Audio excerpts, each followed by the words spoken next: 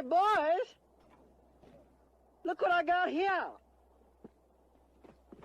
Hey, where are the white women at? What's going on, YouTube? This your boy Blewgrass and Bands, Black Ball.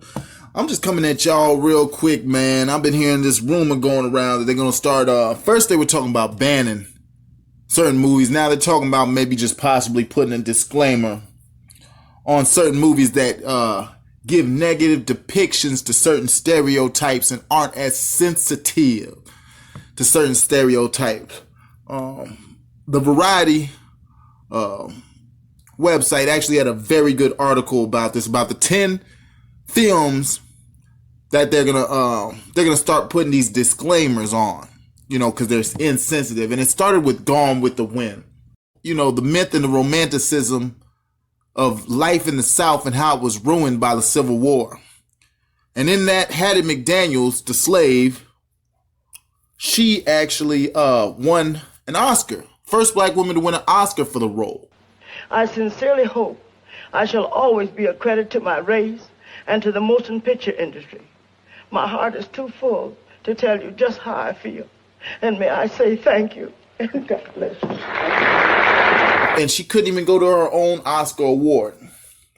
And it got me to thinking that, why did she win that? She played a slave. I'm sure she was a much more diverse actor than that. But what she brought to the role was authenticity of the role. She looked like a slave. She looked like the little girl on the bottle of syrup. Butterworth, why do you taste so good? I put a whole bag of jelly beans up my ass. You know what I'm saying? What you would imagine a slave would be like. She played that role so well that you could put her in that time period and she could fit right in. Now they're talking about going overboard with it. They're talking about taking away movies like True Lies. Putting this disclaimer in front of True Lies. They're possibly going to ban it because it shows Arabs as terrorists in it. During the time, all we had was Arabian terrorists. We've been fighting with the Middle East for like 20 years. Once again, that's authenticity. It's an author's depiction. You're not going to have a freaking, you know what I'm saying, a guy with a New York accent or a Canadian accent being a terrorist. Why the hell you would have a Canadian accent being a terrorist back then? That doesn't make sense to people. Never been in Marquee when it's shut down, eh? Trust me, daddy. And then you got other movies like they want to change Once Upon a Time in Hollywood because it doesn't have a lot of Mexicans and it depicts Bruce Lee getting his ass whooped. He didn't even get his ass whooped. It was an even fight. Bruce Lee was 130 pounds soaking wet. I watched that 30 for 30. Bruce Lee didn't fight a goddamn soul. Bruce Lee was a child actor. He was basically a ballet dancer. So in a real fight, yeah, he'll probably get his ass lifted and tossed now that we know all this UFC shit. But that's what he was. He was an actor. So yeah, he probably would have got his ass whooped. And Once Upon a Time in Hollywood is depicting the authenticity of Hollywood at that time. There wasn't a lot of blacks and Mexicans in Hollywood at that time. It was a different type of world. And then they talk about Indiana Jones does the same thing, showing all the villains as animals and foreigners. This was a reflection of our time period. It adds some kind of authenticity to the role. The first Indiana Jones was going against like Nazis. That was the authenticity of that time. That was the enemy that we wanted to bestow the enemy qualities on that race of people at that time. Not only is it fiction, but to make it believable, you have to make it relevant to what's in people's subconscious. And then you have The Silence of the Lambs. This one is the second one that pissed me off the most. They want to take The Silence of the Lambs and say that's a bad movie because Buffalo Bill was a cross-dresser.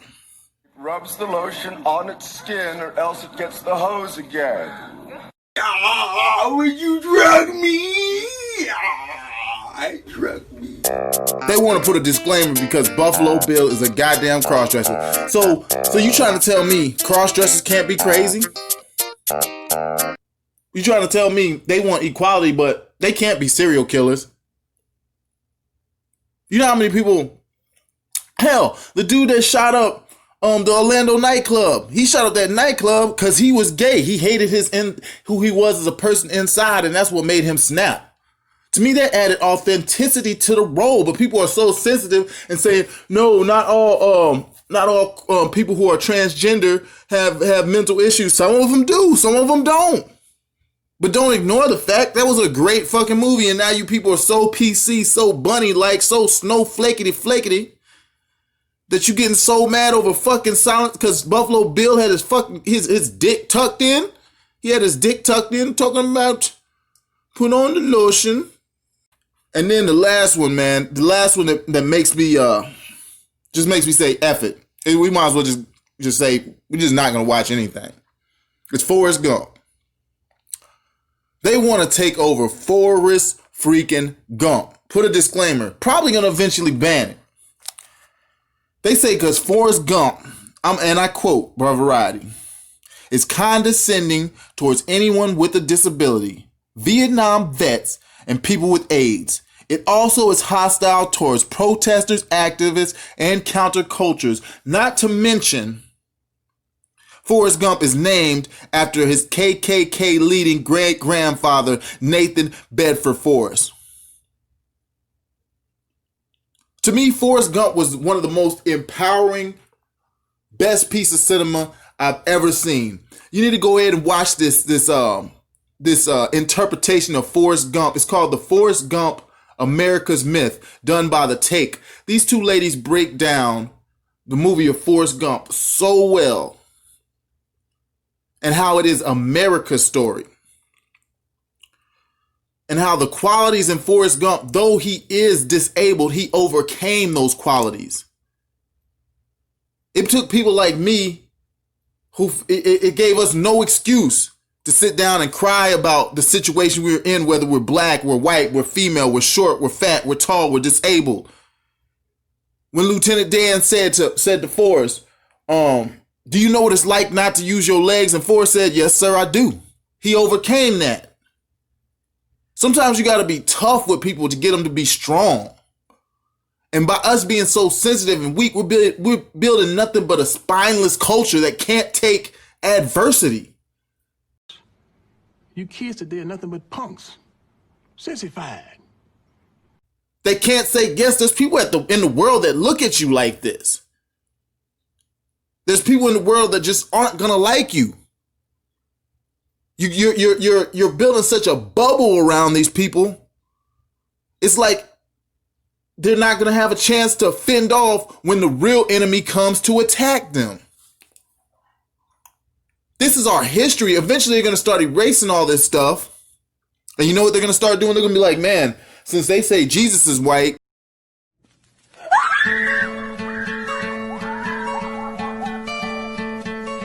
In most of these depictions, we should just say no more pictures of Jesus because we don't really want to offend anybody to make him say he's black or he's white or he's Chinese. We don't want to have any pictures of Jesus because we might offend somebody eventually. Then they're going to just say, no, they're already taking it out of schools, trust me. They're going to find any reason to not offend nobody. People are going to be offended by the way you walk. They'll be like, he swings his arm. Why does he swing his arm like that? Is that aggressive? People are going to be offended by every single little thing, and they're not going to build up a tolerance to something. It's like when you get a flu shot.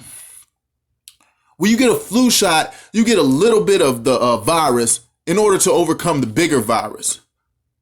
These movies and the way they're teaching your culture, they're giving you a little injection of the small problems that people do go through and they do face. They're giving you a small injection of it. You see a little bit of racism. You see a little bit of sexism. You see a little bit of homophobia. So that way you can understand that it does exist and the wrongs within it. When they picked on Forrest for being handicapped and having a disability, I didn't look at it as that's like, it was kind of funny. I ain't gonna lie, because it's a funny movie. But you looked at it like, man, you shouldn't do that to nobody. You shouldn't pick on somebody because they have a disability. That's just wrong. Because you notice that. But if you have never experienced it and you've never seen it in a different era or in a different in a different setting and you're just so confined to one bubble, it's going to shock the hell out of you when you're faced with it. And you're not going to know how to handle it. You're going to crumble under that pressure. So we need to just stop being so PC and understand, yes, there's people in this world that don't fucking like you, that aren't going to like any part about you. And just laugh about the shit. To me, man, me and my friends, when I was overseas, I went to school in Japan. We used to make fun of each other every time. Black jokes, Jewish jokes, gay jokes, fat jokes, skinny jokes. It wasn't like nothing harsh, but it was just like a little, little funny, you know what I'm saying? A little stick here, a little stick there. But we were all close friends and it brought us together. One common thing we all had was we were American overseas. You know what I'm saying? And that's what brings people close together, and that builds a toughness that nobody can really hurt you. If you're always so offended and hurt by every little thing that somebody says, we are building nothing but a spineless culture in America. And I don't think that's what we want, because it's gonna make us erase our past, erase our scars, and not know how to deal with it, because it will reoccur. And when it comes around, we're gonna be so shocked and not ready to handle it that we're just gonna crumble as a society. That we're just gonna crumble. But this is Blewgrass and Bands. Black Bald, I'm out.